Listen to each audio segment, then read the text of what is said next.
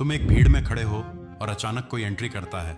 अब मजेदार बात यह है कि उस बंदे ने कुछ बोला भी नहीं, कपड़े भी नॉर्मल हैं, शूज भी एवरेज हैं, लेकिन फिर भी पूरा माहौल बदल जाता है। क्यों? सिर्फ उसकी वॉक की वजह से।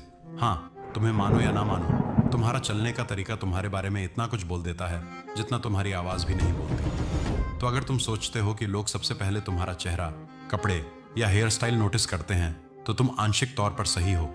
लेकिन सबसे डीप और अनकॉन्शियस लेवल पर लोग तुम्हारी वॉक से तुम्हारे बारे में राय बनाते हैं। तुम्हारी एंट्री, तुम्हारा पहला इंप्रेशन, तुम्हारी पर्सनैलिटी का लाइव ट्रेलर, सब कुछ तुम्हारी वॉक है। और सच कहूं तो इंडिया में 90% लोग गलत तरीके से चलते हैं। इसे मजाक मत समझना, क्योंकि मैंने खुद महीनों तक लोगों को ऑब्जर्व किया है, पार्क्स में, स्कूल के बाहर, बस स्टॉप्स पर। और अगर तुम भी ऐसा करोगे तो तुम खुद हंस पड़ोगे कि लोग कितने अजीब ढंग से चलते हैं। लेकिन हंसी के पीछे छुपा सच यही है कि गलत वॉक तुम्हारा पूरा इंप्रेशन खराब कर देती है। अब मैं तुम्हें बताने वाला हूँ वो 6 बड़ी मिस्टेक्स जो ज्यादातर लोग चलते वक्त करते हैं, और अगर तुमने इन्हें फिक्स कर लिया तो ट्रस्ट मी, तुम्हारी वॉक का लेवल 0 से 100 तक चढ़ जाएगा। चलो शुरू करते हैं।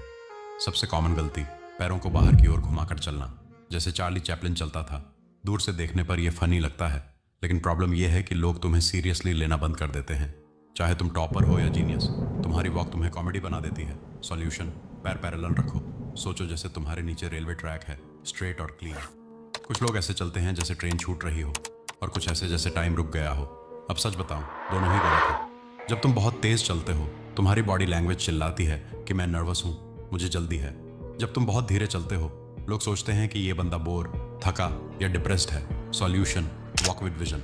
ना जल्दी ना सुस्ती, बस एक स्टेबल डिसेंट रिदम। अगर तुम हमेशा ग्रुप में पीछे चलते हो तो ये तुम्हारी पर्सनालिटी को इनविजिबल बना देता है। लोग तुम्हें लीडर नहीं, बस फॉलोअर मानते हैं। सॉल्यूशन, ग्रुप में चलो तो हमेशा बीच में रहो, वहीं तुम्हारी प्रेजेंस सबसे स्ट्रांग दिखती है। यही लीडरशिप की शुरुआत है। छोटे छोटे स्टेप्स लेना तुम्हें ऐसा दिखाता है जैसे तुम्हें अगला कदम लेने का कॉन्फिडेंस ही नहीं है। ये वॉक तुरंत तुम्हारा बैलेंस और प्रेजेंस खराब कर देती है। सॉल्यूशन, स्टेप्स लो, कॉन्फिडेंट और स्टेबल। ना बहुत छोटे, ना ओवर लॉन्ग, बस क्लियर और ग्राउंडेड। कुछ लोग चलते वक्त हर कदम पर पैर क्रॉस करते हैं। दूर से देखने पर ये या तो बहुत ऑनवर्ड लगता है या फिर लड़कियों जैसी वॉक लगती है। सॉल्यूशन, पैरों को स्ट्रेट और पैरेलल रखो। रेलवे ट्रैक वाली इमेज फिर से याद करो, सीधा और स्टेबल। अब सबसे खतरनाक मिस्टेक, आई कांटेक्ट से बचना। ये तो मैं भी करता था। स्कूल टाइम में जब भी किसी टीचर या लड़की से सामने से मिलना होता, आंखें नीचे कर लेता, लेकिन यही तुम्हारा कॉन्फिडेंस तोड़ता है। सॉल्यूशन, चलते वक्त सिर हल्का ऊपर रखो, सामने देखो। अगर आई कांटेक्ट हो भी जाए तो बस एक जेंटल स्माइल कर दो। ये छोटा सा एक्शन तुम्हें बाकी सबसे अलग कर देता है। तो अब सवाल, चलने का सही तरीका क्या है?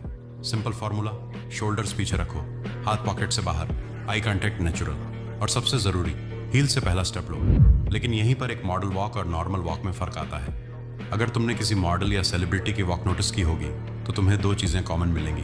पहला, हील फर्स्ट।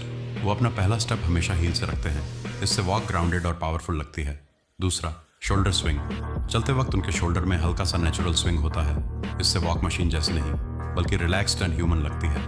और यही 2 सिंपल एडजस्टमेंट्स तुम्हें भीड़ से अलग बना देते हैं। तो अब तुम्हें पता चल गया कि गलत वॉक कैसे तुम्हारा इंप्रेशन खराब करती है और सही वॉक कैसे तुम्हें भीड़ से अलग दिखा सकती है।